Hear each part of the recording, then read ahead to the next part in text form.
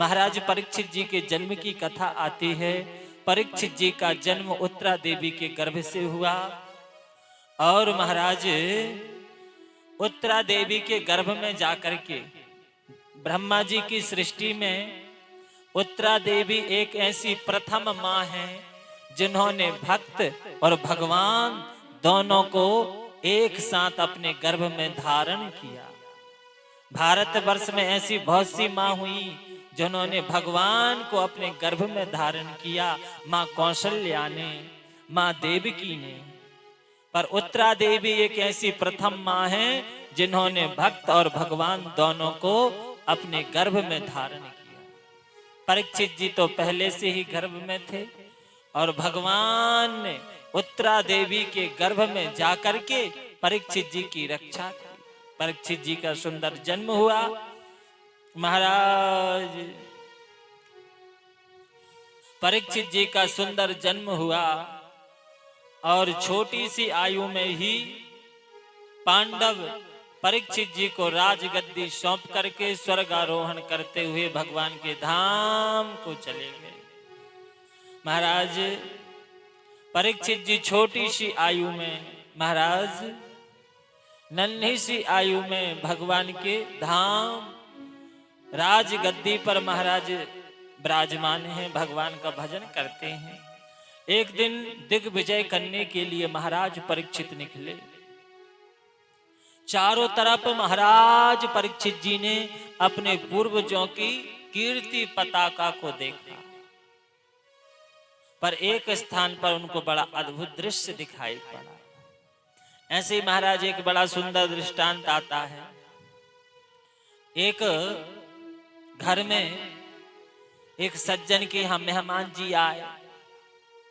अब मेहमान जी आए और हमारे भारतवर्ष में बड़ी सुंदर पद्धति है, मेहमान जी का बड़ा स्वागत करते हैं। हाँ जी की ना जी, हाँ जी, मेहमान जी का स्वागत करते हैं। आप लोग तो ऐसे हाँ जी बोल रहे जैसे मानो ना करते हो। हाँ जी की ना जी, हाँ जी बोलना है तो थोड़ा जोर से बोले। महाराज तो भारतवर्ष में ये बड़ी सुंदर पद्धति है, मेहमान जी का बढ़िया खूब स्वागत करते हैं। तो एक घर में एक सज्जन के यहाँ मेहमान जी आए। अब मेहमान जी आए तो मेहमान जी को खूब सुंदर सुंदर पकवान बना बना करके खिलाएं। अब मेहमान जी जाने का नाम ही ना ले। तो पतिदेव ने, पत्नी ने पतिदेव से कहा, मेहमान जी तो जाने का नाम ही नहीं ले रहे। पतिदेव ने कहा, इतने सुंदर सुंदर पकवान बना करके खिलाओगी तो कोई क्यों जाएगा? खाना खिलाना बंद कर दो। एक टाइम खाना नहीं दोगी, दूसरी टाइम कहेंगे कोई जरूरी काम है जाना पड़ेगा। महाराज अब पत्नी ने कहा, घर में भोजन बनेगा और हम दोनों पाएंगे तो मेहमान जी को भी खिलाना ही पड़ेगा। पतिदेव ने कहा, एक उपाय है, भोजन मत बनाओ, हम लोग भी नहीं करेंगे। बोले ऐसे कैसे? अब दोनों पति पत्नी आपस में बात कर रहे हैं और मेहमान जी सुन रहे हैं। पति पत्नी को नहीं मालूम कि मेहमान जी हम दोनों की बात सुन रहे हैं। अब महाराज मेहमान जी बात सुन रहे थे। पतिदेव ने कहा, एक काम करना, जब मेहमान जी आ जाएंगे, मेहमान जी के पास मैं रहूंगा तो आप आना, मैं आपको डांटना शुरू करूंगा, झूठी झूठी डांटूंगा, झूठ मूठ का डांटना शुरू करूंगा तो आप नाराज होकर के कहना कि आज मैं भोजन नहीं बनाऊंगी। तो पतिदेव ने कहा, फिर मैं कहूंगा मत बनाना। तो फिर मेहमान जी सोचेंगे कि आज भोजन ही नहीं बन रहा है तो हमें कहां से मिलेगा। तो मेहमान जी चले जाएंगे। बोले ठीक है महाराज। अब मेहमान जी आए तो पतिदेव ने पत्नी को झूठ मूठ का डांटना शुरू किया। फिर पत्नी ने वही कहा, आप मुझे झूठ मूठ का डांटते रहते हैं, बिना गलती के डांटते रहते हैं, आज मैं भोजन नहीं बनाऊंगी। पति देव ने भी कहा मत बनाना। अब मेहमान जी ने सुना, अब भैया इनके घर में ही भोजन नहीं मिल रहा है तो हमें भूखा रहना पड़ेगा, भूखा रहना पड़े, ऐसी मेहमानी किस काम की। सो महाराज पत्नी रोती हुई बोली कि मैं भोजन नहीं बनाऊंगी। तो महाराज इधर मेहमान जी ने बैग उठाया और बैग उठा करके जाने लगे। पत्नी रो रही थी। पति देव ने अपनी पत्नी से कहा, अरे तुम क्यों रो रही हो, चुप हो जाओ, मैं तो झूठ मूठ का डांट रहा था। तो पत्नी आंसू पोंछ करके बोली, मैं थोड़ी सही रो रही थी, मैं भी तो झूठी झूठी रो रही थी। इतने में गजब तो तब हुआ, कब? जब मेहमान जी भी लौट करके आए और बैग रख करके कहते हैं, मैं थोड़ी सही सही गया था, मैं भी तो झूठी झूठी गया था। महाराज आगे इधर में निवेदन कर रहा था, सुखदेव भगवान, परीक्षित जी ने चारों तरफ अपने पूर्वजों की कीर्ति पताकों को फहराते हुए देखा, पर एक स्थान पर बड़ा अद्भुत दृश्य देखा। क्या?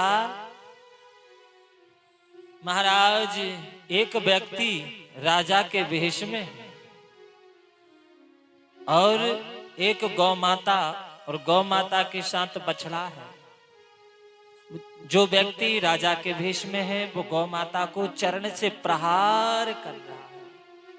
जैसे ही महाराज परीक्षित जी ने देखा, क्रोध आ गया, म्यान से तलवार को निकाल लिया और कहा, मेरे राज्य में इस प्रकार गौ माता को सता रहे हो, तो कौन है मेरे राज्य में गौ माता को इस प्रकार नहीं सता सकता, मैं तुझे मृत्यु दंड दूंगा। जब महाराज परीक्षित को क्रोध में देखा तो महाराज चरणों में प्रणाम करके मुकुट उतार करके फेंक दिया, चरणों में लेट गया। त्राहि माम शरणागतम। महाराज परीक्षित जी ने कहा, कौन है भाई तू, मेरे राज्य में इस प्रकार गौ माता को क्यों सता रहा है? तो अपना परिचय दिया, मेरा नाम कल्कि है, मैं कली हूं। तो महाराज परीक्षित जी ने कहा, आप हमारे राज्य से निकल जाओ। महाराज कलयुग ने कहा, प्रभु हम जहां जाते हैं वहां आप दिखाई पड़ते हो, हम कहां जाएं? कोई स्थान दे दीजिए रहने के लिए, वहीं पर रहूंगा मैं। महाराज परीक्षित जी ने कहा, भैया आप में गुण क्या है? कलयुग ने कहा, महाराज मैं अवगुणों का भंडार हूं, पर एक गुण मुझ में बहुत अच्छा है। कहा, कौन सा? बोले, महाराज जो अन्य युगों में बड़े बड़े यज्ञ अनुष्ठान करने से जो पुण्य प्राप्त होता था, वो मुझ में केवल प्रभु नाम संकीर्तन करने से प्राप्त हो जाता है। बोले, कलयुग केवल नाम आधारा, कलयुग केवल नाम आधारा, कलयुग केवल नाम आधारा, कलयुग केवल नाम आधारा, कलयुग केवल नाम आधारा। सुमेरे सुमेरे नर उतरहि पारा, सुमरे सुमरे नर उतरहि पारा, सुमरे सुमरे नर उतरहि पारा। महाराज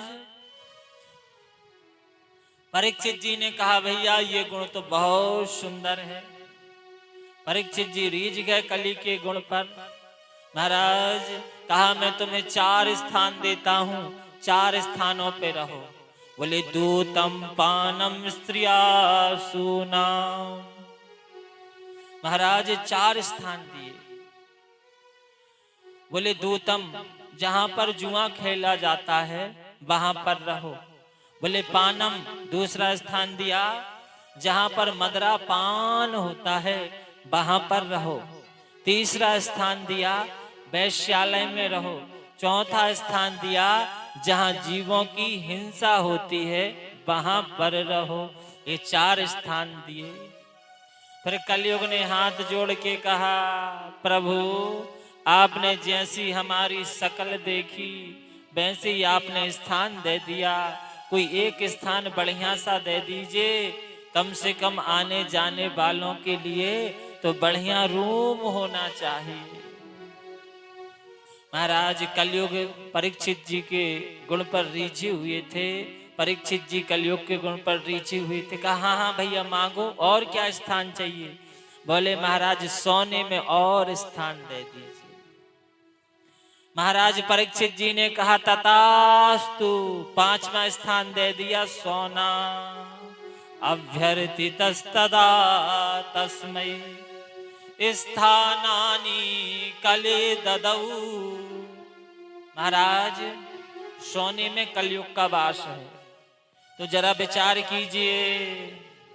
हमारे भैया लोग तो ठीक, पर सोना हमारी माताओं बहनों को सोना खूब भाता है, और सोने के खूब आभूषण भैया लोगों से खरीद करके बुलवाती हैं, खरीदवाती हैं, और खूब संभाल करके रखती हैं। पर भागवत महापुराण की सुने तो महाराज सोने में कलयुग का वास है। जिस प्रकार हम जुए मदरा पान का, वैश्यालय का और जीवों की हिंसा का त्याग करते हैं, इसी प्रकार सोने का भी त्याग करना चाहिए, क्योंकि सोने में भी कलयुग का वास है। महाराज फिर किसी ने पूछा, सोने में कलयुग का वास है और भागवत महापुराण की कथा कह रही है सोने में कलयुग का वास है, और गीता में भगवान कृष्ण कहते हैं धातु नाम आसमनी कांचन, धातुओं में सोना मैं हूं। अब किसकी बात माने? गीता की बात माने कि भागवत की बात माने? और दोनों बात कन्हैया जी भगवान ने ही की है, और दोनों बात सत्य हैं। तो फिर महाराज किसी ने कहा है कि सोने में कलयुग, सोना 2 प्रकार का होता है। एक सोने में कलयुग का वास होता है, एक सोने में भगवान का वास होता है। अभी बात हम कैसे जाने, कैसे समझे, कैसे पहचाने कि किस सोने में कलयुग का वास है और किस में परमात्मा का वास है?